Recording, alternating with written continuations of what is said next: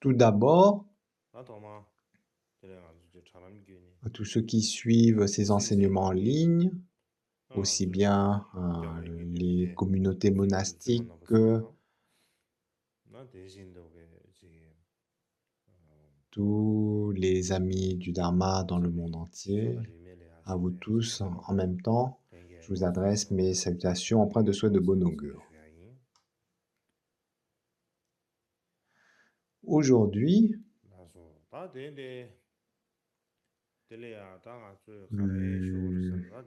dans le cadre des Dharma de printemps, sur les 50 stances sur le gourou, alors la session d'avant, nous avons abordé dans le deuxième point qui était voir le deuxième point qui est voir le maître comme le Bouddha. Donc on va voir le plan sur la diapo. Donc sur la partie pratiquer pour développer le respect vis-à-vis du maître. Le deuxième point, c'est voir le maître comme étant un Bouddha. Ce point comporte deux sous-points. Le premier point principal, le deuxième, comment contrer toute attitude irrespectueuse. Et là, par rapport aux 50 versets, le 22e,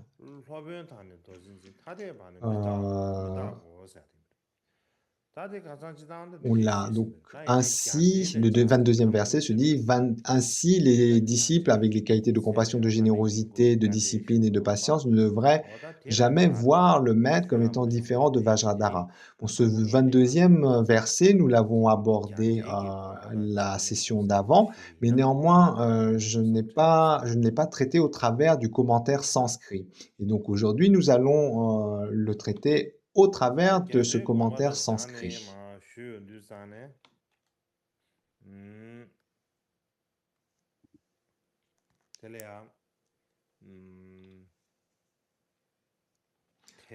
Donc la stance commence par « ainsi », et le terme « ainsi » signifie, d'après ce commentaire,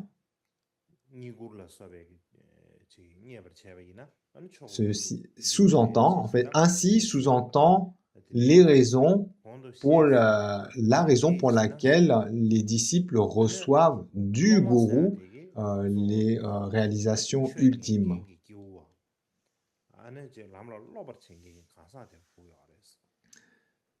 Et là aussi, le terme disciple renvoie à ceux qui écoutent les enseignements, qui apprennent des enseignements. Donc, comment doivent être ces étudiants? Donc, c'est la suite du commentaire donne les caractéristiques. Donc, tout d'abord, le disciple doit être doté de compassion. Ici, on sous-entend au travers du terme compassion les trois formes de compassion. La compassion basée sur les aides, la compassion basée sur les enseignements et la compassion qui est sans référence. Ensuite, le deuxième caractéristique, c'est la générosité. Et ici, le terme générosité également sous-entend les trois formes de générosité. La générosité du Dharma, la générosité matérielle et la générosité qui donne refuge, qui donne protection. Ensuite, le terme discipline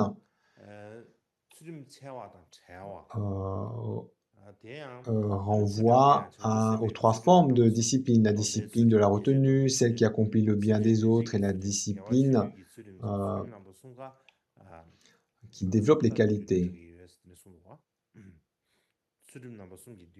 Ensuite, il y a la patience, qui désigne la quiétude de l'esprit, et là également, ça sous-entend les trois formes de patience. La patience de contempler le Dharma, la patience d'accepter la souffrance, et la patience de ne pas penser au mal d'autrui. Et donc vient ensuite le terme qualité dans le verset pour souligner que donc ces caractéristiques de compassion, de générosité, de discipline, de patience sont des qualités. qu'elles doivent être développées, cultivées par la méditation. Et le premier vers, et les deux premiers vers se terminent par le fait que avec un terme qui indique que les disciples doivent être dotés de ces qualités, doivent être dotés du fait de développer ces qualités. Ensuite, il y a le terme distinct ou différent, ainsi qu'un terme de négation. Et dans le texte en sanskrit, il y a un suffixe, un terme d'emphase qui n'apparaît pas dans le texte en tibétain. Et puis aussi, il y a le mot gourou.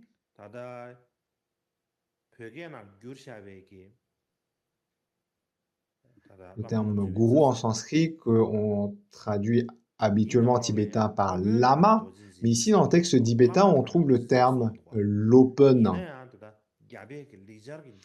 qui veut littéralement dire maître d'études. Et ainsi, il y a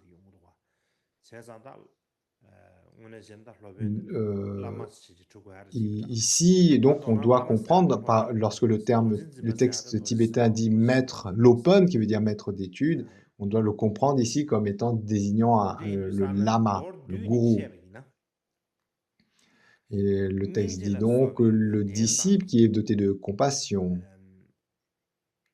etc. Eh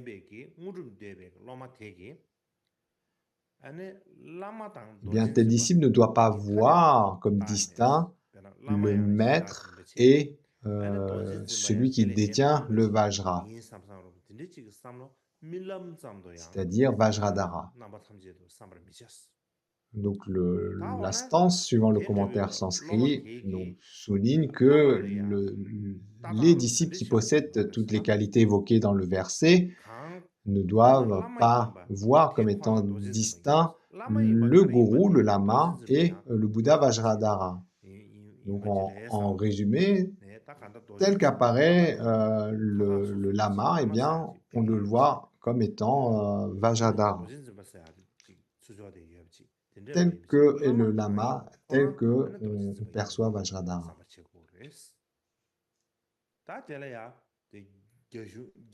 Nous comprenons simplement que le fait de ne pas voir distinct, c'est-à-dire donc tel que le maître nous apparaît, se comporte, et tel que se comporte, se manifeste Vajradhara. Et ensuite, il y a donc la stance, une citation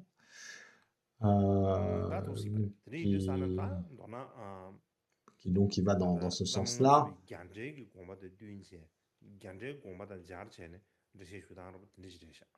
On n'a pas besoin de trop développer là-dessus, mais en résumé, le principal, l'instruction qui dit de voir le maître, le gourou comme étant un Bouddha est très importante, non seulement dans le véhicule fondamental, mais également dans le grand véhicule d'une façon générale, et en particulier dans le véhicule des mantras secrets. Et ça, on l'a déjà évoqué lors de la session d'avant, on a notamment cité quelques passages de sutras du grand véhicule qui mettent non seulement du grand véhicule, mais également du véhicule fondamental, notamment au travers du Vinaya.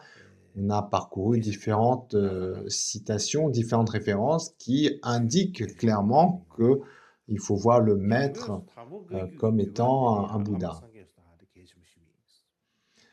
Et en particulier dans la lignée de pratique qui est la nôtre, la lignée d'Apokagyu, comme le 8e Karmapa Mikyo Dorje l'enseigne dans sa centaine d'instructions brèves. Voilà la citation. Si la lignée Kagyu devait être brisée, cela viendrait du fait que les disciples ne sont plus réceptifs et qu'ils auront affaire à des maîtres qui manquent de réalisation. Et de ce fait, le fait de voir le maître comme étant un gourou ne pourrait se produire.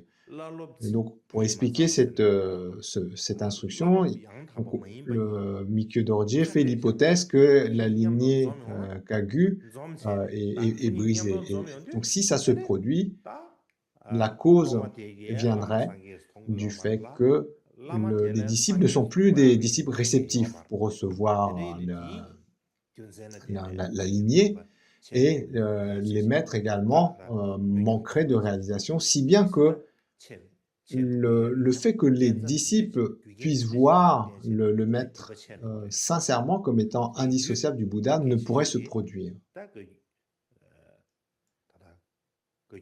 Et donc, de nombreux maîtres de la lignée d'Arpu Kagyu ont souligné ça, l'importance que la préservation de la lignée, elle dépendait du fait qu'il y ait des maîtres authentiques, des maîtres qui ont les caractéristiques de réalisation. Et ensuite, ce qui est dit, c'est là, pour que naisse véritablement la réalisation du Mahamudra, il faut que le disciple ait cette capacité de voir le maître comme étant le Bouddha manifeste. Et à partir du moment où vient cette réalisation du Mahamudra, eh bien, donc la lignée se prolonge. La lignée est transmise de maître à disciple. Donc ça, c'est un point important à garder en point. Ensuite, on aborde le point suivant, qui est le fait d'abandonner les attitudes irrespectueuses, telles que... donc là, il y a la stance 23, donc dans les 50 stances, c'est la suivante, qui aborde donc le point suivant. Et la stance dit... Par peur de commettre un méfait comme détruire un stupa, si vous n'enjambez même pas leur ombre, qu'est-il besoin de mentionner leurs chaussures, leurs sièges, leurs voitures, etc. Alors, d'entrée de jeu, on va voir le commentaire du texte sanskrit. Dans le texte sanskrit, on commence par le mot stupa.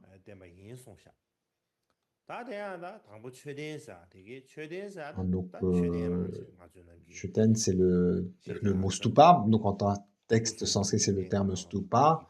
Et là, d'une façon générale, le terme stupa renvoie au support de corps, parole et esprit des êtres éveillés, d'une façon générale. Ceci dit, dans certains contextes, le terme stupa désigne spécifiquement le support d'esprit des êtres éveillés. Donc, le terme stupa, d'une façon générale, désigne les supports de corps, parole et esprit des êtres éveillés, et d'une façon plus particulière, le support d'esprit. Ensuite, il vient le terme détruire, qui ici, en fait, désigne tout acte qui mène à mettre en ruine un stupa. Donc, si on met en ruine, ça veut dire qu'on détruit vraiment jusqu'à ce qu'il ne reste rien de l'édifice. Donc là, si cela se produit, d'une façon générale, c'est considéré comme étant un acte très négatif, tellement négatif que cela effraie si on a conscience de la gravité de l'acte.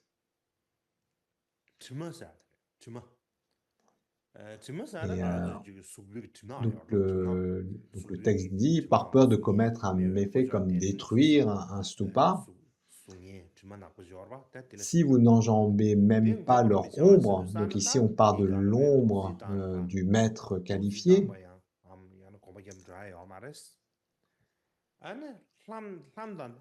donc ici, n'enjamber, donc ça sous-entend soit le fait de, par exemple, le maître est au soleil, c'est à son ombre qui se projette, donc le fait de poser le pied, d'enjamber l'ombre, de passer par-dessus l'ombre, ou de même poser le pied sur l'ombre, est considéré comme étant très irrespectueux pour un disciple.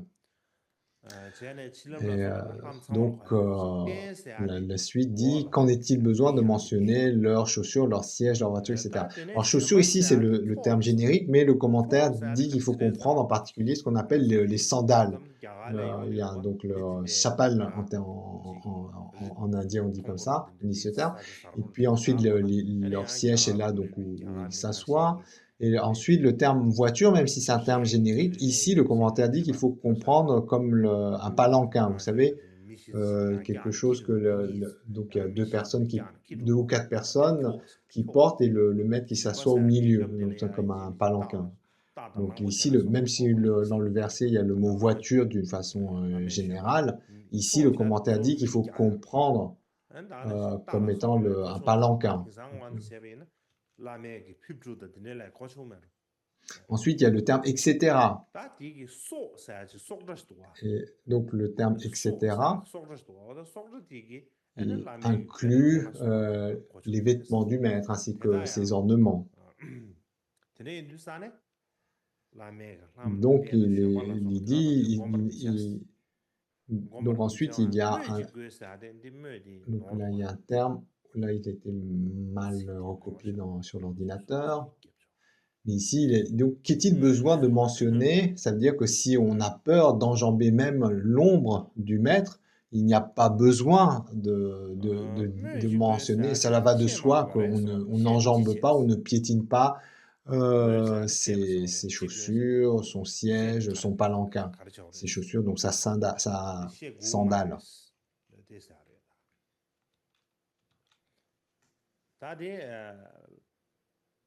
Donc voilà pour le commentaire en sanskrit. Alors le commentaire de Tsongkhapa sur le même verset, il est plus facile. Là, il dit d'entrée de jeu, le fait de détruire le stupa, donc on évoque cette action parce que c'est une action qui est considérée comme particulièrement grave. Le détruire un stupa, ça fait partie un des 5 actes aux conséquences quasi incommensurables. Vous savez, les 5 actes aux conséquences incommensurables sont considérés comme étant les plus graves. Et donc, détruire un stupa ne fait pas partie des 5 actes aux conséquences incommensurables, mais c'est un acte dont la négativité s'approche de ces actes aux conséquences incommensurables.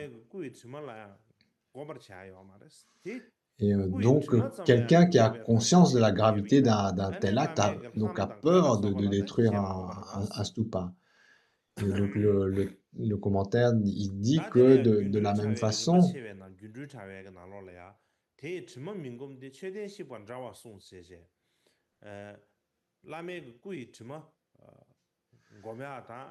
ici,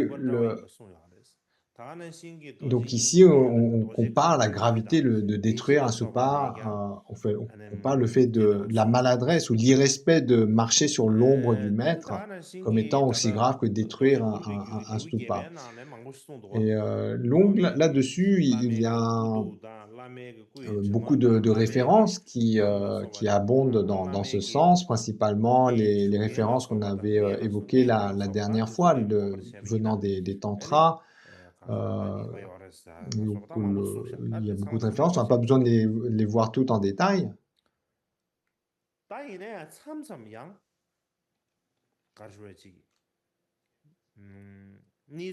Ceci dit, il y a des situations particulières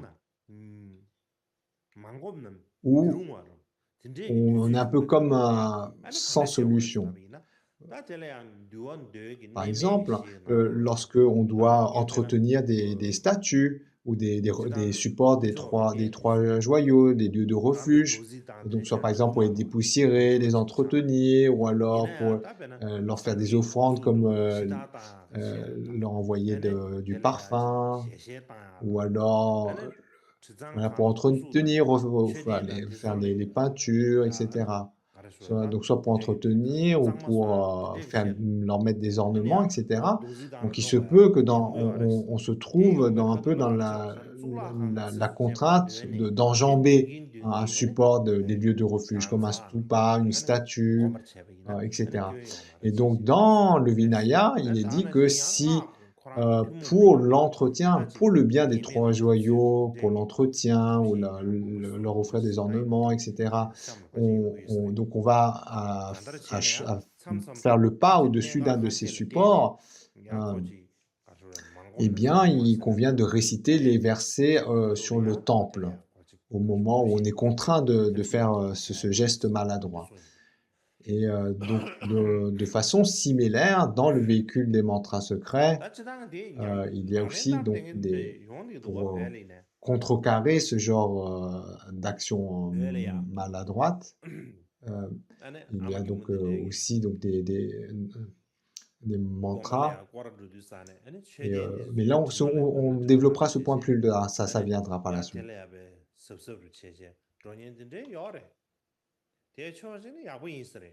Et donc d'un côté, par exemple, au Tibet, il y a des dames âgées qui sont très scrupuleuses sur ce point-là. D'un côté, c'est bien parce que ça permet d'un...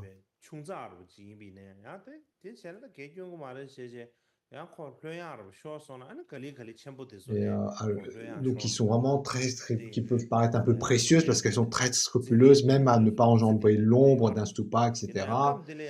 Et donc, d'un côté, on peut voir ça comme étant positif parce que ça rend scrupuleux dans sa conduite, ça permet d'être vigilant sur la finesse de lien de cause à effet des actes. Et à l'opposé, si on prend ça un peu comme trop à la légère, on se dit, oh oui, oui, c'est pas si grave que ça. Donc, on peut, donc, en prenant les choses un peu trop à la légère, donc être trop laxiste. Et en tout cas, donc, un des points qui est important, c'est tout ce que le Bouddha enseigne, en fait, ce sont des choses que l'on peut faire. Donc, il faut jamais se dire que, oh là là, on doit les enseignements ne nous mettent jamais dans une situation où on ne peut pas accomplir donc là, on parle par exemple euh, de poser le pied sur l'ombre du maître ou ne pas poser, mais l'instruction, elle doit être prise en suivant le contexte, la compréhension de l'instruction. Jamais les enseignements nous demandent de faire quelque chose dont on n'en est pas dans la capacité de faire. Ce n'est pas dans le sens des enseignements. Les enseignements, les Bouddhas les enseignent par compassion pour nous aider à croître, à nous développer. Donc, ils ne vont jamais enseigner quelque chose qu'on ne peut pas faire. Et là, principalement, lorsqu'on dit ne pas poser le pied ou enjamber l'ombre du maître, le sens qu'il faut comprendre de cette instruction, c'est de ne pas faire preuve d'irrespect, de ne pas agir d'une manière qui génère l'irrespect vis-à-vis du maître. Alors, dans le plan, on a vu, là on revoit le plan général sur comment développer le respect vis-à-vis du maître. Le premier, c'est pas les offrandes. Le deuxième point, c'est pas en voyant le maître comme un Bouddha. Ensuite, le troisième, c'est accomplir les instructions du maître. Et là, il y a une stance aussi.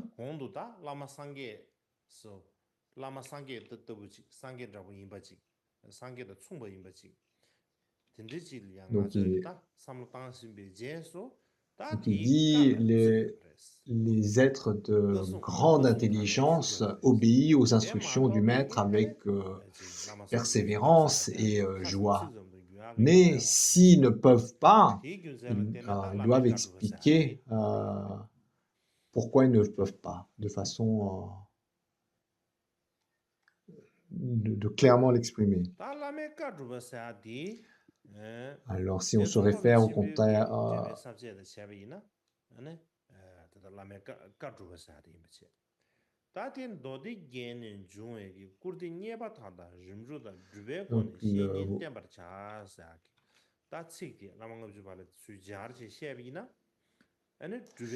donc on avait vu la citation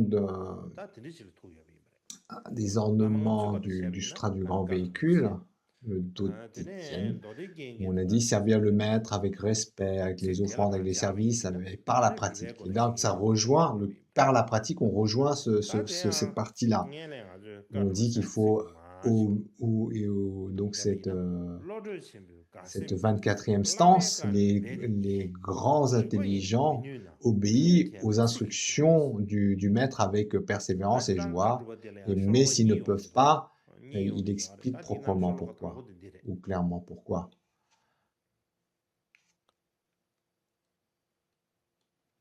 Donc ensuite, il y a une autre... ce thème est développé avec la stance suivante, mais on va déjà voir la stance 24, celle qu'on vient de citer.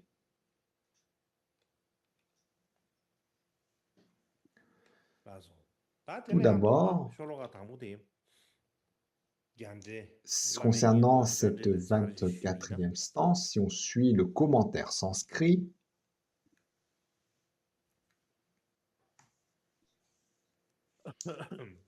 donc il y a le terme Lodro Chenpo qui veut dire grand intelligent, une grande intelligence.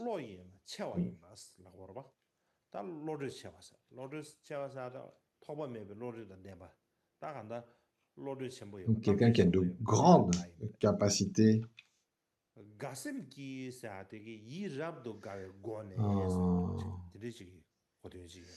Ensuite, il y a le terme joie. Si on suit le mot à mot, on parle donc des disciples de grande capacité d'esprit, qui développent un esprit de joie pour accomplir avec effort les instructions du maître. Alors, donc là, il y a le terme ka, donc les instructions, on peut être pris de deux sens. Il y a d'une part les instructions, ce sont les enseignements même du Bouddha, et le deuxième, comprend, c'est tout ce que dit le maître. Les instructions.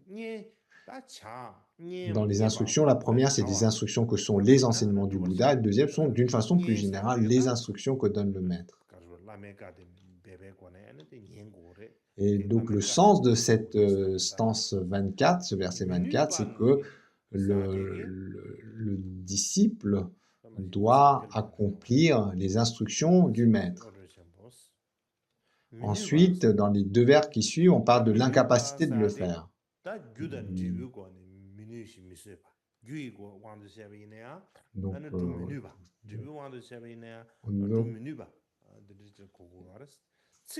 Donc il doit si on est dans une situation, que ce soit matérielle ou autre, quelles que soient les raisons, si on est dans une situation où on ne peut pas accomplir l'instruction du maître, il faut l'expliquer.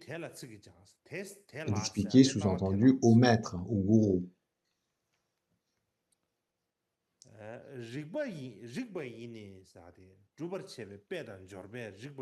Il faut, et aussi le commentaire précise qu'il faut expliquer en fait. Pour quelles raisons? Il faut donner les raisons pour lesquelles le disciple doit donner les raisons où, en résumé, il doit expliquer pourquoi il ne peut pas accomplir l'instruction. En résumé, en se basant sur le commentaire sanskrit, quelles que soient les instructions du maître, si on est capable de l'accomplir, en tant que disciple, on doit l'accomplir. Mais si on ne peut pas l'accomplir, pour quelle que soit la raison,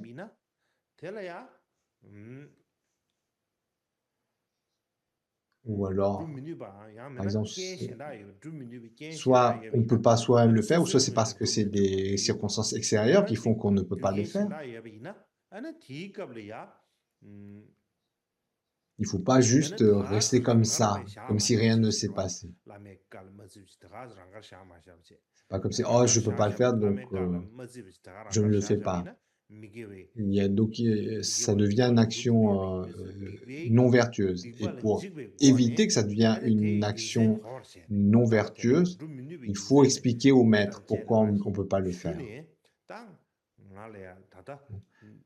Donc, lorsqu'on est dans la situation de ne pas pouvoir accomplir une instruction du maître, il ne faut pas juste rester comme ça, comme si on avait rien entendu, ou comme si on désobéissait, Mais donc 다디 pour éviter 갸르데시 cet acte négatif de 다디네 제송가바 심비오 데베 나로라 non-obéissance, 카르송어르사나 eh bien, il 다 faut 로레 expliquer 쳔보스 pourquoi on ne 사야데 peut pas faire. 시럽 쳔보 고아르스 시럽 쳔보 유에베 Et donc 로마티기 le 랑 라메 disciple 가 de grande capacité 라마 마 라메 마 d'esprit, 숭샤바티 베바 쳔보첸 베주 쳔보첸이 donc 에네디 까라 녜네 euh, 루투바 쳔고르스 avec un esprit de joie, 대야 야 euh, 민두의 신도 est prêt à faire 둠베서 tous les efforts qu'il 그래 faut pour 개별 accomplir 까는 les 땅이나 instructions du 다 maître. 소설 때 둠데 맵이네 다 개별 까 땅용도 사네 아니 뭐루브루브루브 지기 든데지기 뭐가라 왕시 운중 투데베서 쳐들어 봐 든데 많이 봐 아니 샘 가시 Là aussi, 조시 on dit, c'est pas il faut, 론도시 c'est pas 가사바스 le fait de se forcer à accomplir cela, 뭐네 se dire il faut absolument que je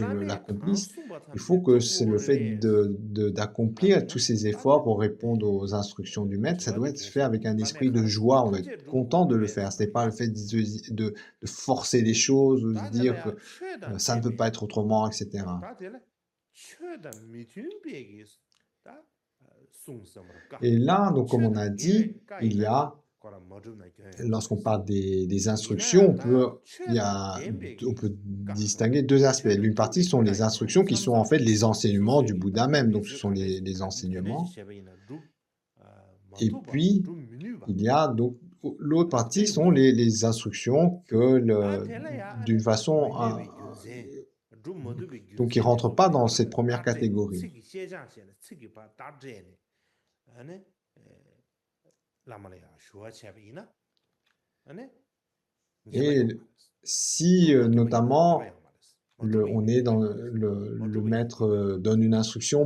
qu'on n'est pas en capacité de le faire et on explique au maître les raisons, là, il n'y a pas le fait de ne pas pouvoir accomplir cette instruction n'est pas une faute.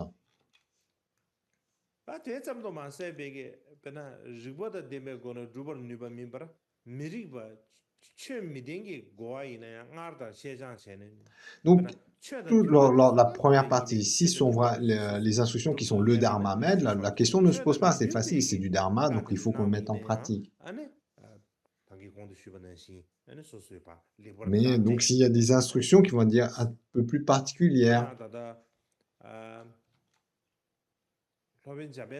et dans le texte, l'ornement du cœur ou de l'essence, Nimpo-Yen, il y a un point important. Donc,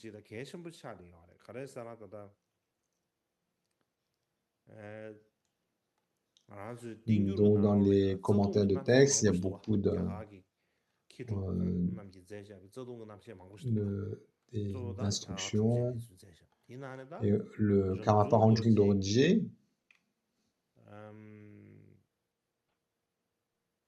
donc,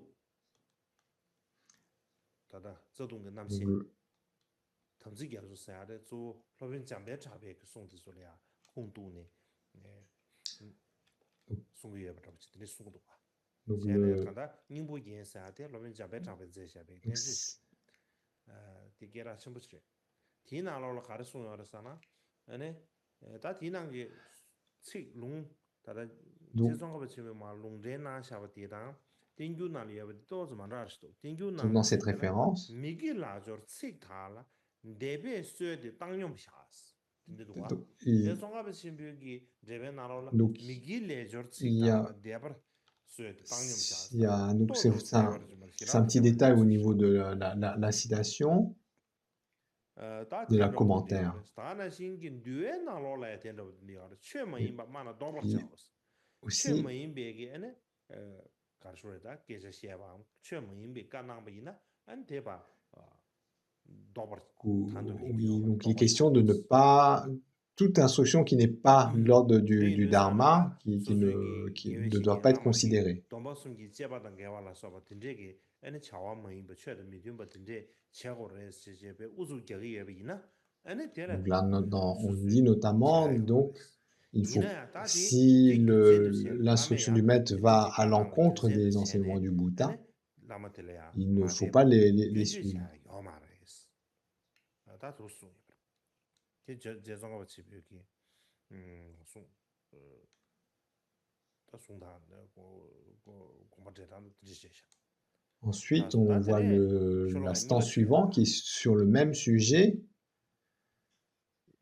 니바 딘디레 Si du maître, 라말레는 우주도 on 둘이 다는 reçoit les 대화로 accomplissements, les mondes supérieurs et la joie, il convient de mettre tous les 대외 efforts 바탕지게 라메가로 pour, 담으셨어 euh, 다 ne 내려야 pas 갸제기 공부체제 aller à l'encontre des 시슈다 instructions du maître.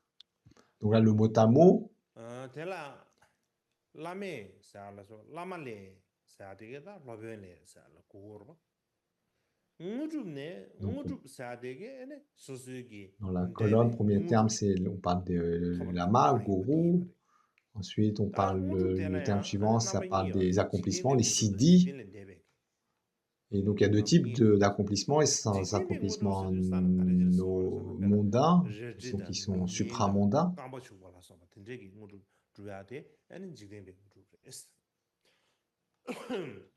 다 저지다 민민나 서바디조 지딘데 우주 레사데 코라 디 우주 디수 타바기나 아니 고 상게 고마 토야 타바 토야 D'une 되지 façon générale, ce qu'on appelle les 이내 accomplissements 안에 mondains sont des 소시에다 되게 accomplissements qui 유버시고 peuvent 토야 être, sont un peu comme des 가르는 제 pouvoirs 슈퍼 파워를 지 섬바디 supernaturels. 상게 On parle de, 저지 인지게 이제 슈퍼 donc 파워를 des 토야 그래도 pouvoirs qui 아니 ont 셴다 바탕지 mondains dans 고르바 le monde, 토야 qui vont 배는 être bénéfiques, 민민세야 주베이나 mais pour 아니 obtenir l'éveil, 민민이나 ne vont pas être 다 utiles. 싸워 때때서 통과를 Comme 했어 par exemple 아니 le fait de 세르 세르 voir où est-ce qu'on peut trouver de l'or. 계속 통과를 했어 다만시 딩상의 시라시라고 아스케면 다 주제에 주기 따요 예배 인도산 맞아요 근데 깔래시 겹세 민민 주고스 메딩을 했어 다전에 강바 주고서 강교서 강교서야 돼 강교도 주베이나 아니면 교부시 주세제 남규미 Donc aussi, par exemple, comme le fait de pouvoir se déplacer rapidement. Lorsqu'on parle d'accomplissement mondain, le fait de voir des trésors comme de l'or, etc., ou comme là on parle d'accomplissement d'époque du passé, de nos jours, même c'est le fait de l'accomplissement de se déplacer vite n'a pas tellement de sens, comme on peut utiliser la voiture, l'avion, etc.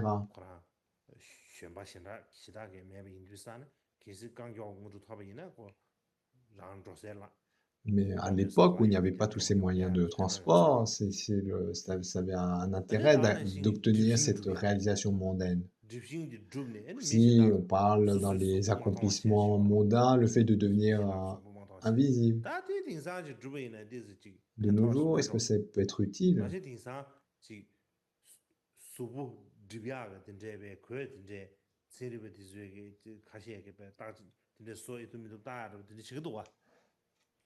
Quoi qu'il en soit, par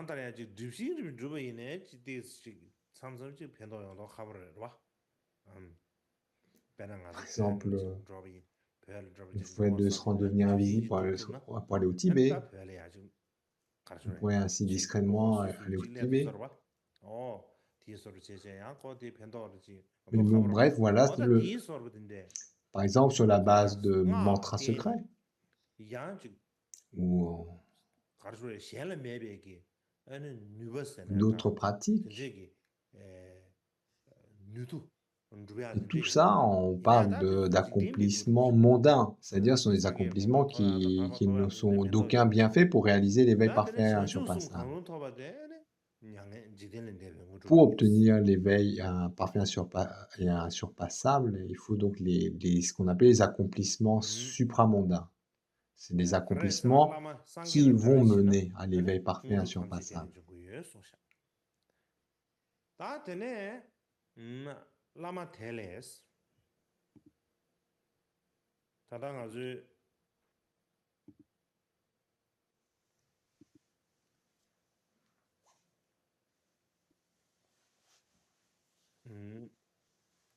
da lama le sadi azu pögegi zasi na lo lama le sadi sikji ma de jugo ma ina lejar gabe na lama le sadi sikji ba ji jinyi ji yon de yusre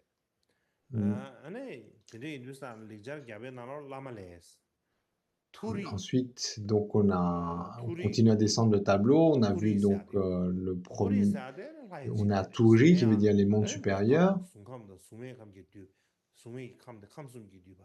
tinde기 다 나머지 Donc, 감성이 되면 다 디나를 배라 donc il y 영감을 쳐서 a, 얘는 dans 지다다 l'univers, on parle 영감바 des 버터플라이 trois 내다 formes de 라마 monde, 이미 le 배는 monde du 여러분 désir, le monde de la forme, le 그걸 monde sans 미 forme.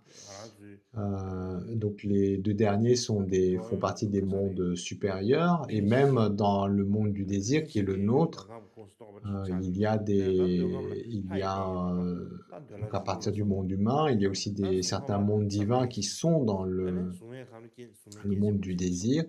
같은데요 Cela fait 다다나 partie également des 토리사데 mondes 파이 supérieurs. 고바 D'une 인스도 façon générale, Tori, qui 다디나 veut dire les 지다 royaumes supérieurs, les 토리사데 mondes 디다 supérieurs, 아니가로 désignent 가지오데 les mondes qui 요베 partent à 간데 partir 조 de 파이 지다 거의 le monde 인시지 humain et vont vers les 나라테지 mondes divins 송도가 간테나 du monde du désir, et puis ensuite dans les 아니 univers de la forme et 토리 du 지대도 토버 non-forme. 지기 토버 규 균상 하라 라만의 최경호의 비시스 다 최경호의 비시스하다 소다 토리기 대화 토야 돼 거제 렌데랑도 Et là, notamment, le fait d'obtenir, 간다 c'est l'accès à ces mondes supérieurs vient du fait d'accomplir conformément le lien de cause à effet, notamment d'accomplir beaucoup d'actions vertueuses, des actions vertueuses correspondantes, et le fruit de ces actions vertueuses vont mener dans ces différents mondes supérieurs.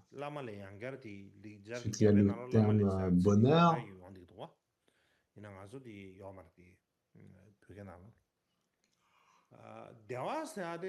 Le terme bonheur a deux significations, le bonheur mondain et le bonheur supramondain. Le bonheur mondain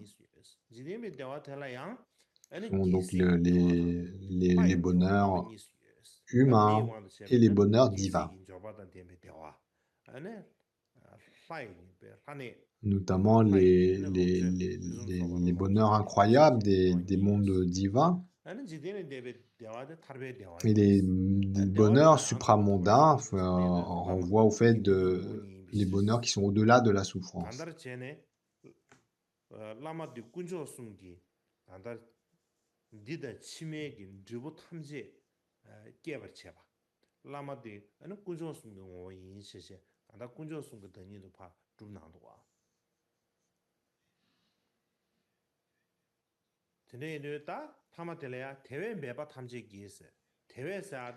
il y a un terme qui veut dire ainsi, par tous les efforts,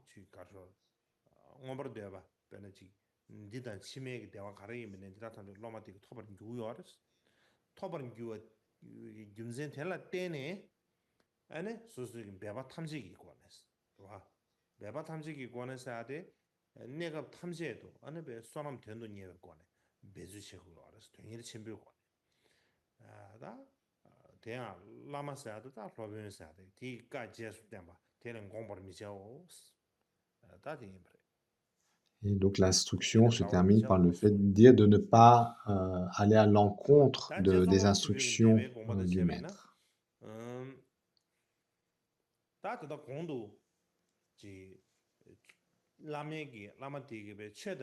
Donc si le maître fait des instructions qui vont à l'encontre des enseignements du Bouddha,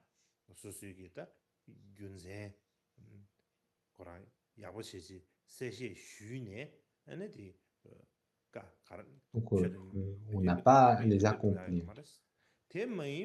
Mais quelles que soient les instructions du maître qui sont conformes aux enseignements du Bouddha, il convient que le disciple les accomplisse avec joie, avec enthousiasme, qui mettent par enthousiasme et par joie les efforts nécessaires. Pourquoi? Parce que c'est par la base du maître que l'on obtient les accomplissements sublimes, on obtient la libération hors du cycle des existences. Donc, comme le maître qualifié la source de tous les bienfaits pour le disciple, donc que dit le maître? Il convient donc de l'accomplir. Les deux derniers vers de la stance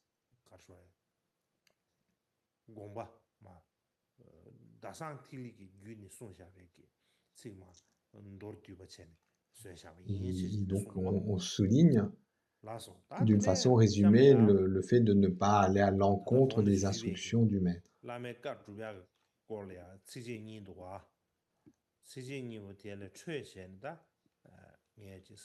À ce sujet, je pense que donc développer un peu le thème. Tout d'abord, pourquoi il faut accomplir les instructions du maître? On va développer le commentaire sur cette stance, ce verset.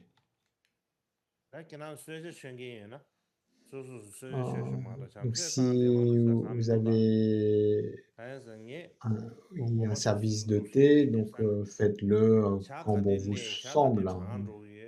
Les différents monastères organisés comme bon vous semble. Je ne peux pas organiser ça. Alors, pourquoi accomplir les instructions du maître?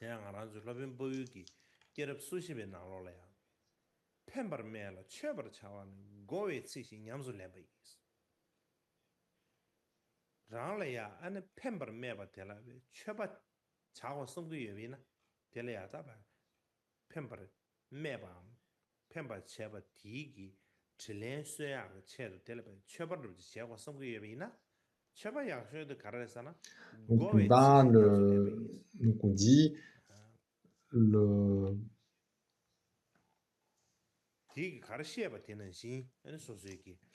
maître qualifié enseigne pour le bien de tous les êtres et par conséquent, tout ce qu'il enseigne, si on peut le mettre en pratique, il faut le faire. Et comme évoqué, la meilleure des offrandes que l'on peut faire, à un maître, c'est d'accomplir ces enseignements.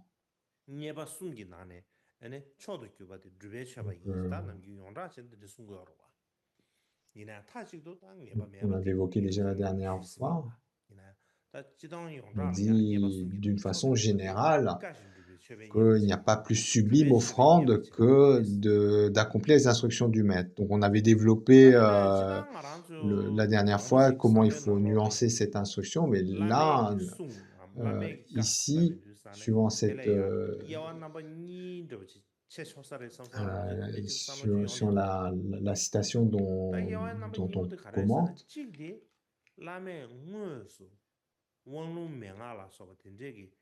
donc, suivant cette citation, on souligne pourquoi suivre l'instruction du maître est important. Donc, une des raisons, c'est parce que, comme on a dit, c'est la plus belle offrande que l'on peut faire au maître. Ensuite, là, lorsqu'on parle d'instruction au maître, comme on a évoqué tout à l'heure, on peut distinguer deux types. Les instructions qui sont en fait lorsque le maître enseigne, le terme instruction, il regroupe deux compréhensions. L'instruction que sont les instructions du Bouddha, les enseignements du Bouddha. Et puis, ensuite, il y a l'autre, ce que le maître va donner comme instruction d'une façon plus générale, même hors du cadre d'un enseignement formel.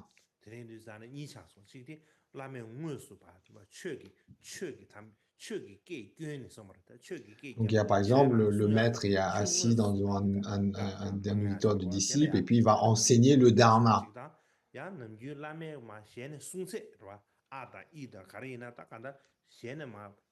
Et ensuite donc il y a le fait que en dehors de ces sessions un peu formelles, il va donner des instructions. Alors, dans le premier cas, lorsqu'il enseigne formellement les enseignements du Bouddha, c'est facile à comprendre. Qu'on a la capacité de le faire ou pas, la première chose, la question ne se pose pas de est-ce qu'il faut suivre les instructions ou pas, parce que c'est le dharma, c'est les enseignements du Bouddha même. Donc, en dehors du fait qu'on puisse l'accomplir ou pas, la question ne se pose pas de est-ce que je dois le faire ou je ne dois pas le faire. Si je peux le faire, ce sont les instructions même du Bouddha, je dois le faire. En résumé, tout ce que dit le maître et qui sont les enseignements du Bouddha, la question ne se pose pas. Là où c'est compliqué pour nous, c'est lorsqu'on parle des instructions d'une façon générale, qui sort du contexte des enseignements. Donc si on comprend la citation, par exemple, en disant qu'il ne faut pas aller à l'encontre de toutes les instructions, de toutes les instructions du maître. Donc, quoi que dise le maître, il faut le faire. Là, c'est compliqué. Donc, c'est difficile pour nous.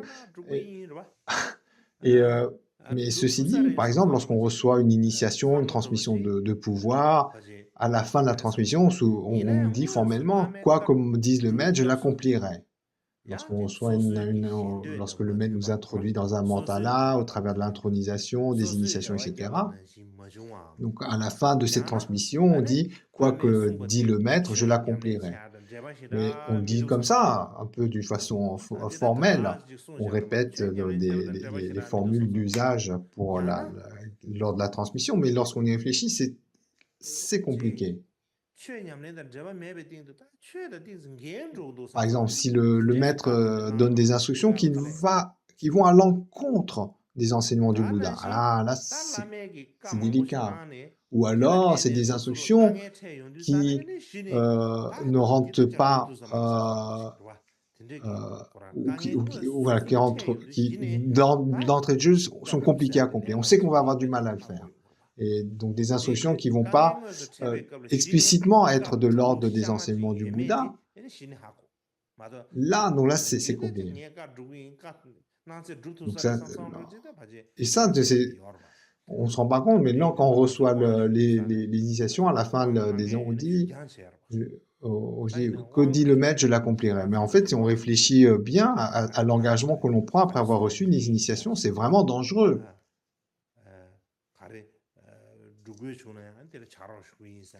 Et nous, on n'y pense pas, ça, d'habitude. Mais si on y réfléchit, c'est vraiment difficile. C'est loin d'être facile. Par exemple, Marpa, le maître Marpa, vis-à-vis de Milarepa, son disciple Milarepa. Au début, il lui a fait construire différentes maisons, certaines d'une certaine forme, d'autres formes. Bref, il lui a fait construire plein de maisons. Il les avait construites, il les a fait détruire à un endroit, puis à un autre endroit. De même,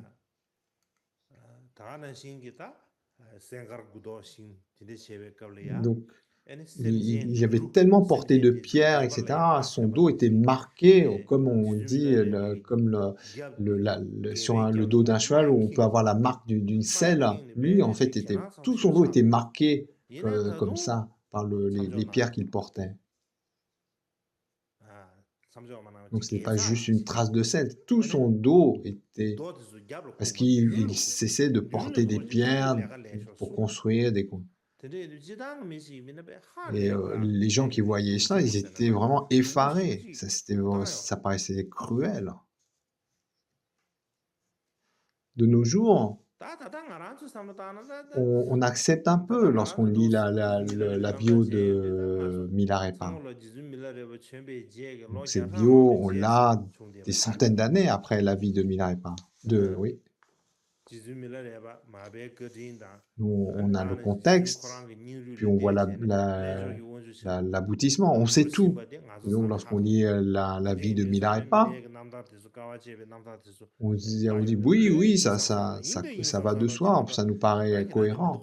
Mais à l'époque de Milarepa, lorsque le maître Marpa, dans la région de Lodra, au moment où Marpa traite Milarepa avec tous ces difficultés,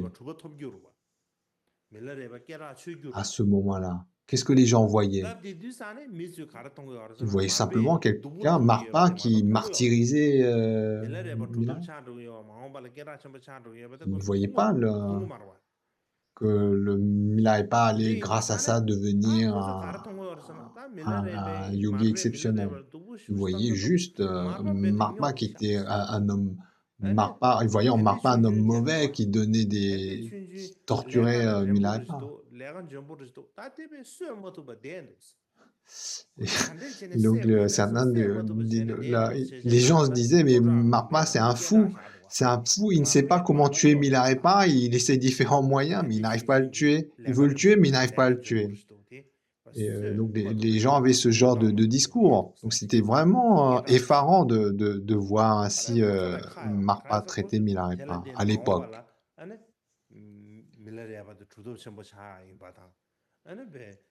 Ils ne voyaient pas à l'époque que Milarepa allait devenir un yogi exceptionnel dont la réalisation allait rayonner au travers du Tibet, même au-delà. Parce que ça ne rentrait pas dans la tête des gens à l'époque. Donc ils voyaient juste vraiment que c'était vraiment horrible et étrange cette façon de se conduire de Marpa. Donc c'est vraiment, donc c'est comme inconcevable. Vous ne voyez pas pourquoi Marpa traitait ainsi Milarepa.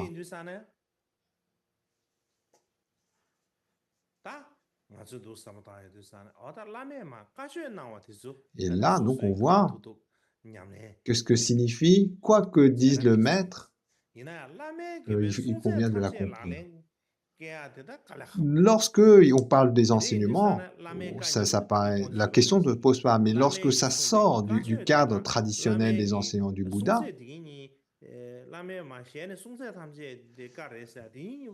donc nous, en fait, si on ne fait pas cette distinction entre ce que le maître dit et qui sont le dharma même, et puis ce que dit le maître un peu en dehors, sans faire cette distinction, si on se dit simplement quoi que dise le maître, il faut qu'on l'accomplisse, c'est extrêmement difficile. Donc il y a vraiment quelque chose à réfléchir là-dessus. C'est un point.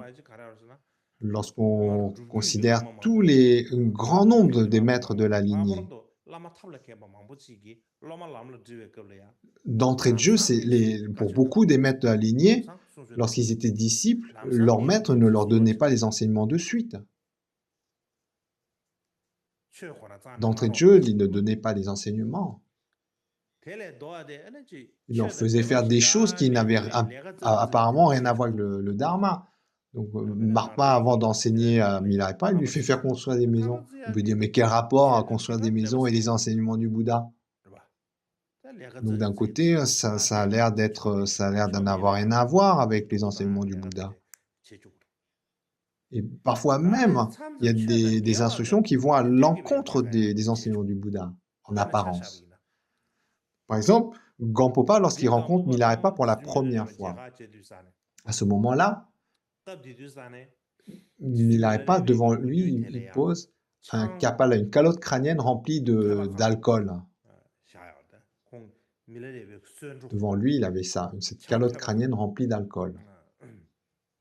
Donc il avait posé devant lui. Et quand il le donne à Gampopa, alors qu'il se rencontre pour la première fois, et il lui dit « bois ». Gampopa, c'est un moine pleinement ordonné. C'est de la lignée Kadampa, un moine pleinement ordonné. Vraiment un moine qui fait autorité, qui a beaucoup d'expérience. Et là, ça va à l'encontre du Vinaya. Un moine pleinement ordonné ne boit pas d'alcool. C'est vraiment une transgression grave. Et là, à ce moment-là, en fait, encore, Milarepa et Gampopa seraient seuls en tête-à-tête. Mais là, il lui donne, alors qu'ils sont entourés d'autres disciples. Alors regarde, Gampopa, dans tête de jeu, il a un doute. Il regarde à gauche, à droite. N'est-ce pas? On vous demande de boire de l'alcool, vous avez les vœux qui va à l'encontre de ça. Donc, d'entrée de jeu, on va attendre. Hein. On n'obéit pas tout de suite. Il y a un doute là qui vient. Et là, Milarepa lui dit « Tu penses trop au bois !» Il dit simplement ça. « Tu penses trop au bois !» Et lorsqu'il dit ça, à ce moment-là, d'un seul coup, ses doutes se dissipent. Il dit « Oh, c'est l'instruction du maître !» Et il boit tout d'un coup. Il boit tout d'un coup. Et par le fait qu'il a bu tout d'un coup, qu'est-ce que Milarepa pensait? Oh, cet enfant, il est un disciple approprié pour recevoir toutes les instructions de la lignée. Du fait qu'il a bu tout l'alcool sans en laisser, c'est la connexion interdépendante, comme quoi il est apte à recevoir toutes les instructions de la lignée. Et puis si, à l'opposé, il dit, mais moi je suis un guélong, je suis un moine pleinement ordonné, mais je peux pas. Et s'il avait rendu, aux yeux de Milarepa, il aurait vu que Gampopa n'était pas un disciple approprié à recevoir toute la lignée. Donc, d'un côté,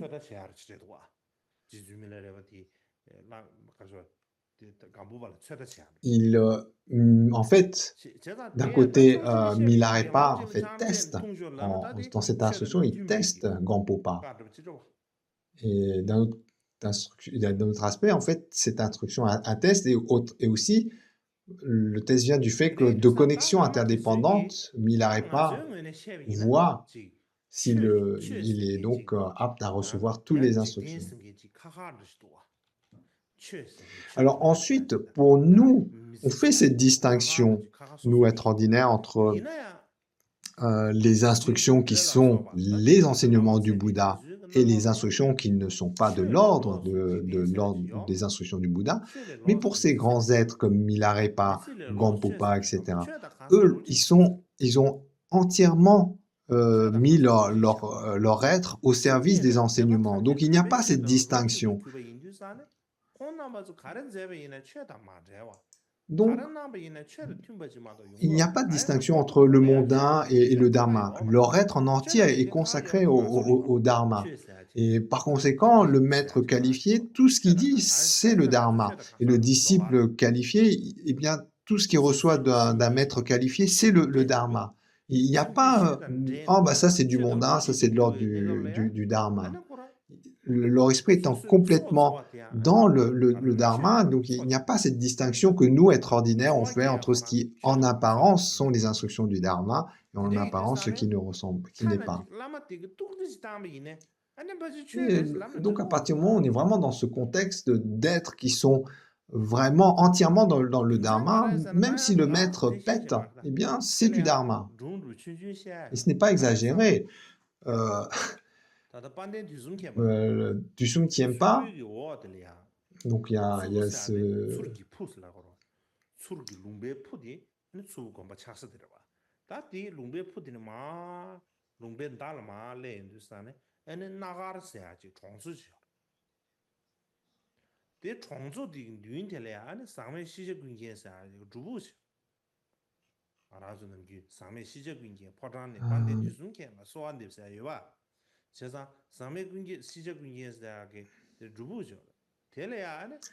Donc, le glorieux Dusum Tiempa, Karmapa Dusum Tiempa, donc dans la grotte nommée les connaissances, c'est un lieu très connu au pied de Tsurpu, donc un endroit. Il va faire il va faire ses besoins dans un endroit particulier, et puis là, de ces excréments, je ne saurais dire s'il y en a eu beaucoup ou peu, mais sont apparus des reliques, d'ailleurs, qui sont connues comme étant les reliques, on va dire, excréments, les reliques excréments de Dusum Tiempa. Donc cette anecdote pour dire que pour de tels êtres, de tels maîtres, il n'y a pas de distinction entre la vie ordinaire et le dharma. C'est nous, en fait, qui faisons la distinction. Et notamment, dans les instructions courtes du 8e Karmapa, il dit tant que le maître ne soucie d'autre chose que du bien de tous les êtres, il est impossible qu'il ne fasse autre chose que d'accomplir le bien des êtres. Et par conséquent, même un simple mot et de l'expression donc pour guider les disciples à abandonner ce qui est négatif, à adopter ce qui est vertueux, suivant leur niveau d'évolution. Et donc, si le disciple est capable d'avoir développer la confiance que le maître a de telles qualités, eh bien, que dit le maître devient le véritable dharma. Et ça ne peut pas être... un tel disciple ne peut pas interpréter les paroles du maître comme étant autre chose que le vrai dharma et pas des paroles qui n'auraient pas de sens. Tout ce que dit le maître, c'est des instructions pour abandonner les actions négatives, cultiver les actions vertueuses. En dehors de ça, ça ne peut pas être autre chose que ça. Il y a cette conviction que le maître ne peut pas, le maître authentique ne peut pas parler pour ne rien dire.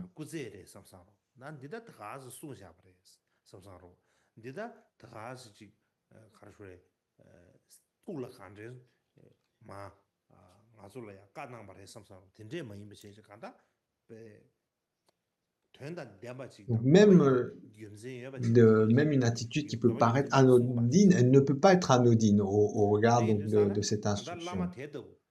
Donc si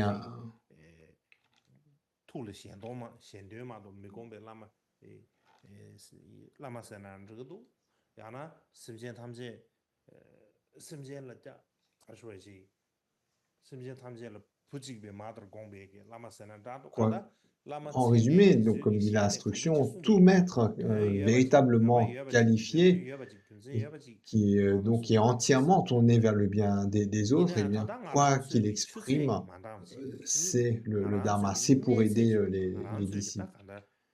Mais nous, tant qu'on n'a pas atteint, on n'a pas cette capacité de réaliser la profondeur du maître, en raison de ce manque de capacité, on est un peu dans cette situation où on fait la distinction entre ce que le maître dit et qui entre formellement comme étant des enseignements du Dharma, du Bouddha, et puis d'autres qui sont dits d'une façon un peu plus informelle en dehors du cadre des enseignements du Bouddha. Donc on a cette perception parce que on n'est pas encore dans la capacité de pouvoir rentrer dans la pensée du maître, de comprendre que tout ce qu'il exprime est pour le bien de tous les êtres. Et par conséquent, il y a des attitudes du maître que dans certains moments, on va percevoir comme étant des attitudes mondaines et par d'autres moments comme étant en train d'officier des activités qui sont de l'ordre des enseignements du Bouddha. Mais ça apparaît ainsi parce qu'on n'examine pas, il n'y a pas assez de profondeur. Et par conséquent, par moment, lorsque le maître est assis sur le trône, qui porte la coiffe ou une couronne du Dharma, et qu'il est en train d'enseigner, par exemple, ou lorsqu'il enseigne dans le cadre d'une classe, entre 8h et 9h, ce que dit le maître, c'est le Dharma. Mais en dehors de ça, ce n'est pas le Dharma. C'est bizarre de penser ainsi. C'est comme si ce que compte vraiment dans les paroles du maître, c'est que ce qu'il dit pendant les heures d'enseignement.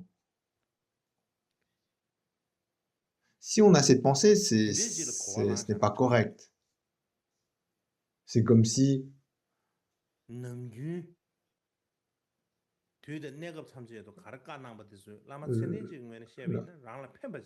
faut donc vraiment avoir l'esprit qu'un maître qualifié en toutes circonstances, il s'exprime pour le bien des autres.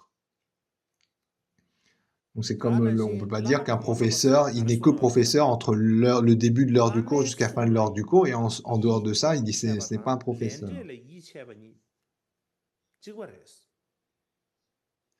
Et aussi, les maîtres du passé disent que avoir confiance en le maître, le gourou, c'est avoir confiance dans le lien de cause à effet de nos propres actes.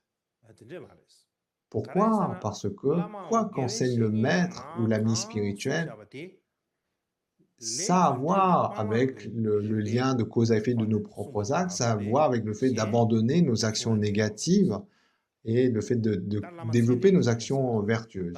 Tout maître qualifié exprime de cette façon. Il enseigne toujours en accord avec la loi de cause à effet de nos propres actes.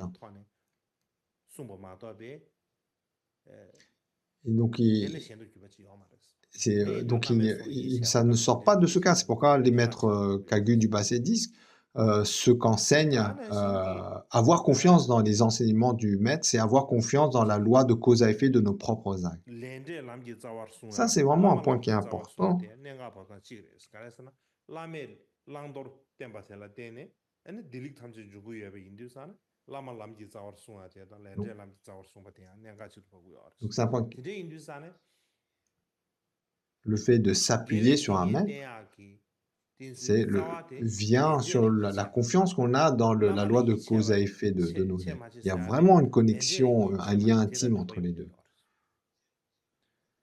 ya de yin du sa ne J'aime- 제를 무치게 남기 자와 신년 된바다 자와 대바 장와사 다 된저 그 자와 니버들 고기 첨부 요하를 제제다 엄마한테 송이들 용한테도 봐 Quoi qu'il en soit, 간다야 된저 그다 년간도 지여바 될라 댄셔네 donc 년간 첨부 쉽지 여바 될 댄셔네 응이기 라마 les 탐바 points importants, 자가르기 donc 라마 lorsqu'on 베제 considère les 로버도 grands maîtres du 그게 passé, les 에르 maîtres indiens de la 제제 lignée, 머미 yap세 Tilopa Naropa, Marpa Milarepa 꾸규르샤 Gampopa, 까담비 계시 군체 숨나 써봐봐 ainsi que les 다는 disciples de 제광부 Gampopa, 탐보바 yap세다 다는 sur 신기 les 제도 Sangdiagé, les Tsangpa maîtres et yare les loma disciples, mogoyni la soba la dudan lignée samche de lame Sangdiagé. jisung pe kashin du drup dengi shata chungyo orba. Ta tere. Ta Tous, di en fait, lame kartu montrent longwa sebe chungyo. l'importance d'accomplir, Ta tene nima drup bodo na dans gyöng ces chungyo exemples des maîtres du passé, lame l'importance kapsu shin d'accomplir les bodo na instructions du gyöng maître. Et chungyo on va voir orba. maintenant quel défaut, quel inconvénient il y a à ne pas justement accomplir ces instructions. Tende tak tangi kondo shiba na Donc, shi. comme on a Lame dit ka tout à l'heure, sade ya. lorsqu'on parle Lama sende d'accomplir les jigi. instructions du maître, on parle du Lama sende maître jigi ka na yung du san qualifié, chungyo le da maître gigong gi authentique, drup ki ta kandara drotan tele de ne mande. pas aller à l'encontre ou ne Kadar pas tambe shwegi négliger les labja. instructions du Pa maître taksar tambe authentique. shwegi labja drup chakho mebe gine ya. Tuyandu tambe shwegi labja drup chadeba. Tende yang yuwares. Parce que ces Tende yin ta tela instructions, ce manye ba sont cheche. le Ti dharma. ka tang geba chebe gina. Ane sung lame sung la Et mogu ba donc, si on ne les accomplit yeba pas, yin c'est comme une sane. forme de non-respect, Dikwa de yeba chebe. non-confiance. Dikwa yeba samdo ma sebe ge ta. Mikse do yang. Lame ge ka. Lame Donc ka là, tang il y a geba deux chebe façons. ya. Ko nindu wa rotano nindu wa chikdi. Lame ka be ngone tene ge chik lame ka tang geba De, che de- samne be kan su ni ji. Kara samba ngembe donc gore on soma be. peut, Gunung ngembe gore chik lame ka tang le, geba che le, a le, chik f- kang. Yang lame ka tang le geba che fait a que, en fait, gunung c'est ngembe d'une ni mauvaise, mebe gine. ne va Yang chik pas, lame ka tang ge on ne shoro va pas chik suivre kang. les instructions Su su su du su maître a chik chik sur kang. la base d'une Yang mauvaise lame gi instruction, d'une kartu mauvaise longwa tende chik. motivation. Tende chik ni yung de. Le premier, par exemple, on a une Tangpo mauvaise tene ko geba motivation, chenpo yinba soit il y a le shen. manque de Yoba. respect, il y a un mépris du Nima maître, et par be conséquent, on su ne va pas suegi écouter. Donc là, gunung ngembe clairement, samba l'aspect ngembe gine. négatif est là. Lame ka shindu Mais drup on to peut tende aussi, chik dans kang certaines la. situations, ne pas Ta tende accomplir yang tende les yuwa actions nge du tong maître chik tende chuk songa rawa. par ignorance Tende chuk songa yin du sa ne. ou sans avoir Tela tene une ngoma mauvaise chigi. intention. Ta tse ina andra. Nyamle ina andra. Zabatle ina andra. Mais Sule ya parche. là, ce qu'on Chungsi va chungsi voir, chungya c'est baro. comment Tende ça yang peut créer des mabu shiba obstacles yori yabre. dans l'avancement spirituel, le fait de Tende yin du sa recevoir ne. les Ta te lame ka la accomplissements, zibu etc. sa de. Kora gyunzen tende mangbu chi shiya Donc, yorba. Raz gyunzen tang yabla ya. là, Injin de lame ka la ce zibu qui est important, c'est gyunzen de tende ma comprendre rache. la raison. C'est pas juste de Chi dire, sha oh, tende il zaba faut sabu wanyo absolument chene. suivre les Tende instructions chigi. du maître. Si vous le Sabu faites pas, wanyo c'est pas mangbu chi bien. che shabar tende chigi. Donc, il faut comprendre les raisons, les arguments. Let's see ya. Il y a, il Today y a un du sa sens ne. derrière tout ça. Tanto na chik lame Donc, ka zima zi sa de la yang kwa donc, tende gi chi kachwe. pour, Gyunzen da pour tenba sa na chando. Koran la yang quelles chik. raisons, dans quelles Lame ka circonstances le chi fait que kachwe. ne pas suivre les instructions du maître. Knowledge so marbe. Kola shije yende labja mangbu chi le ya yede bre. Donc voilà, lorsqu'on dit de suivre les instructions du maître, c'est toujours basé sur une grande connaissance des enseignements. Cette instruction-là ce n'est pas comme le fait de dire il faut absolument obéir bêtement au maître. Ce n'est pas une instruction comme une règle absolue. Et donc pour illustrer cela,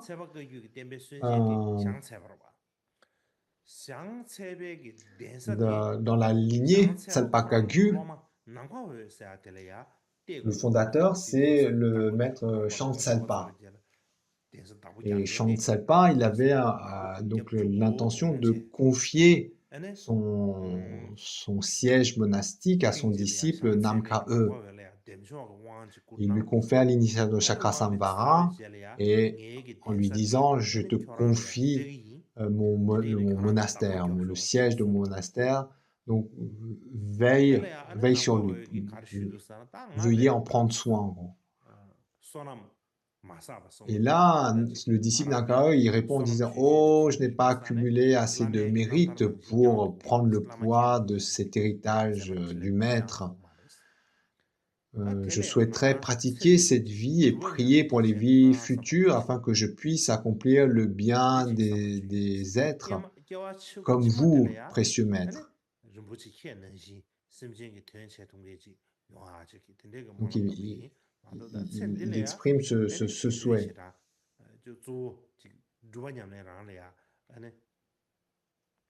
Alors, donc, d'un point de vue, on peut voir il y a une humilité, il y a une humilité du disciple par rapport au maître, mais d'un autre côté, on peut aussi voir le fait qu'il est plus préoccupé de sa pratique personnelle que d'accomplir des autres.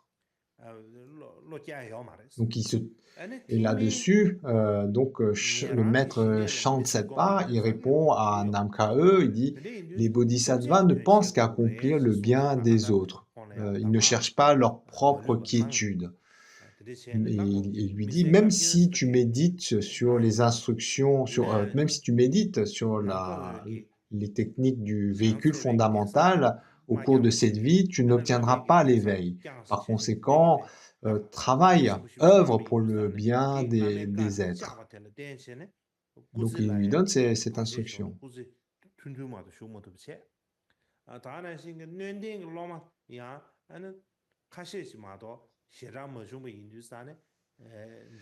Mais comme par la suite, Namkha-e, donc son disciple, ne l'écoute pas en fait. Il ne prend pas cette responsabilité. Et donc, il va à l'encontre de l'instruction de son maître. Et ce qui se passe, c'est qu'il rencontre des obstacles dans sa vie. Non seulement il rencontre des obstacles dans sa vie personnelle, mais en plus, il est incapable d'aider les disciples qui ont été en mesure de recevoir la transmission de lui. Et en fait, donc ça, on les a dans les récits de la lignée Tsalpa Kagyu. Et là, on voit qu'en fait, si Namkha-e avait écouté son maître et qu'il avait pris en charge donc le monastère, le siège monastique, non seulement il n'aurait pas eu ces obstacles, mais en plus, il aurait pu vraiment bénéficier aux disciples proches. On voit ici, en fait, le dommage collatéral. Donc, parce que pour lui-même, le fait qu'il ait refusé cette responsabilité, ça lui a nui. Et puis, ça a également nui au fait qu'il n'ait pas pu transmettre aux disciples aptes.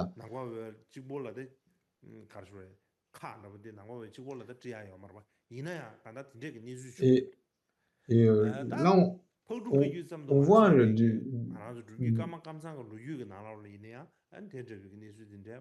et là, donc il y a plein de récits par exemple,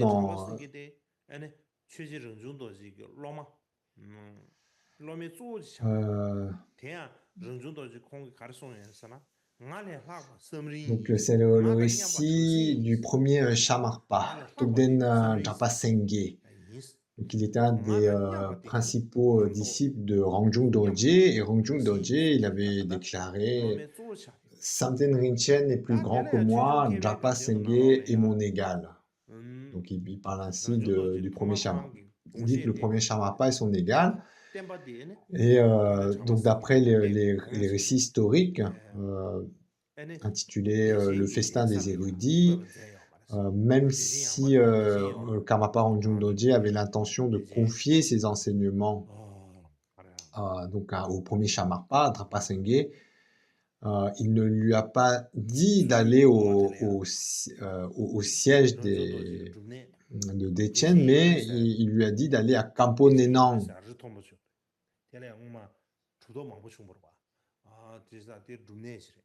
Et donc, Shan Rinpoche, il suit cette instruction. Il va donc à Campo Nenang. Mais sur le chemin, à un moment, ane 다는 신기 감 가서 땜바 떼고 공부를 대 동대 잡았으면 차디 여러디네 공 대신 여러기 대사는 un- 거 donc 만들지 ça, 다드네 공까지 donc, 같이 가르나요 그래서 교랑 깜보 내나리야 Karmapa lui dit d'aller à Campo Nenang, dans la région du Kham. 깜보 내나데 컴을 여러 주순 계획에 대해서 당고 들어 다데 깜보 내나는 저거를 스카나요 인도스탄에 Et donc, il y va. 동대 잡았으니 마 Le premier Shamapa s'exécute, il va donc il suit l'instruction de son maître. 콩라 Donc, il y va sur une mule blanche. Et vers Tsurbu, lorsqu'il arrive sur le, il y a donc un endroit il s'approche vers Karteux. De nos jours, l'endroit s'appelle ainsi aussi. Et puis là, il suit pas le chemin, il monte sur une colline. Il monte. Il monte sans que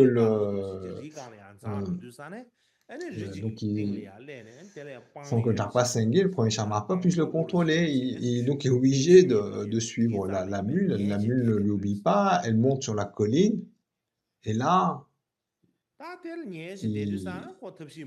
fait, la mule s'arrête dans une sorte de prairie au de la colline. Et là, le premier Shamapa installe un camp.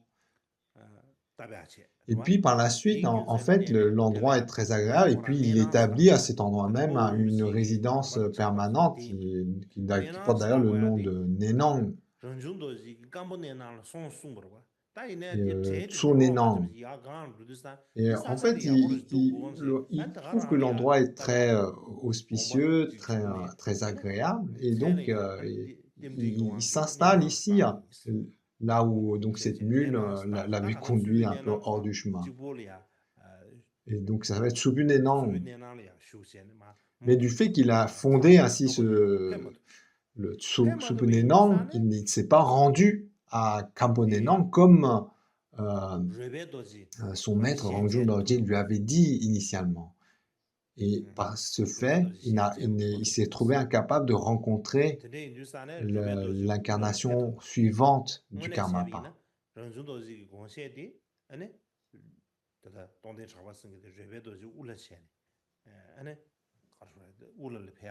Donc il n'a pas pu rencontrer celui qui allait devenir le quatrième Karmapa, Rolpe Dorje. Et on dit que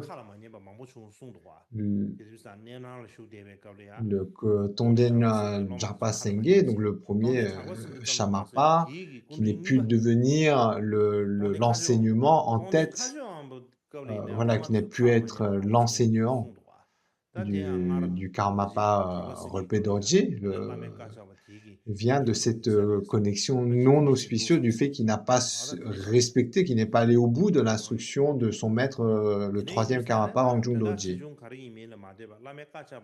Et aussi, donc il est reporté que le premier Karmapa, souvent lui-même, avait déploré le fait du fait qu'il n'ait pas obéi à son maître et qu'il ne s'est pas rendu donc à Campo Nenang.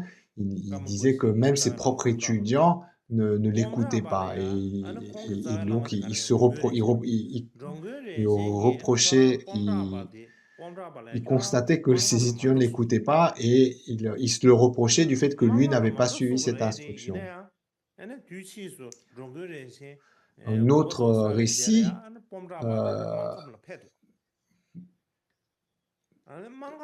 donc ça porte sur le Pomdrakpa. Pomdrakpa, le maître de Pomdrakpa, c'est Jogen Jetchen, qui lui dit de ne pas aller à Markham.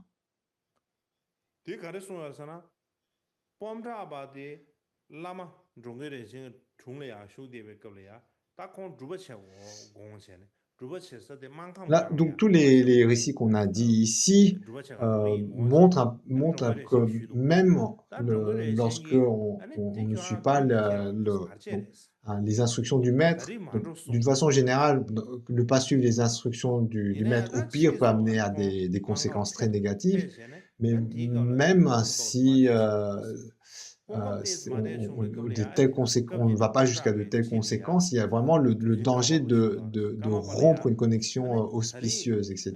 Donc, et là, donc, autre récit pour illustrer cela, Pomrapa, donc Dogon Rinchen était le maître de Pomrapa, et Dogon Rinchen disait à Pomrapa de ne pas aller à Markham.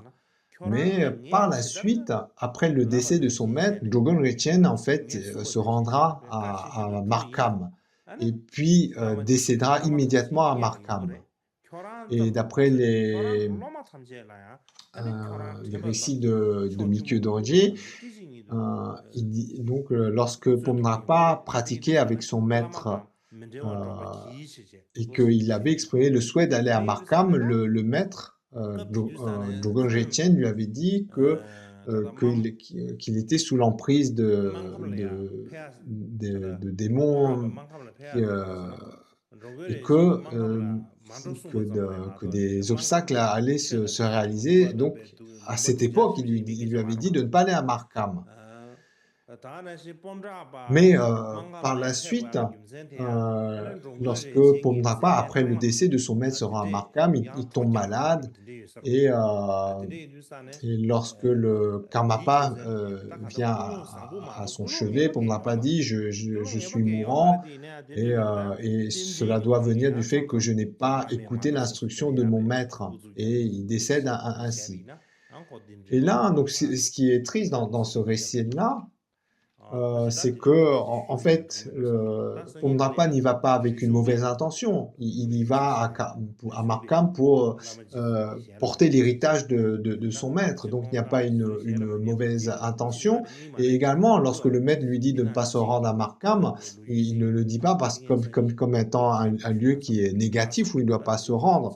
Donc, mais malgré cela, on voit donc les conséquences de n'avoir pas écouté cette instruction. Donc, on va terminer aujourd'hui là-dessus.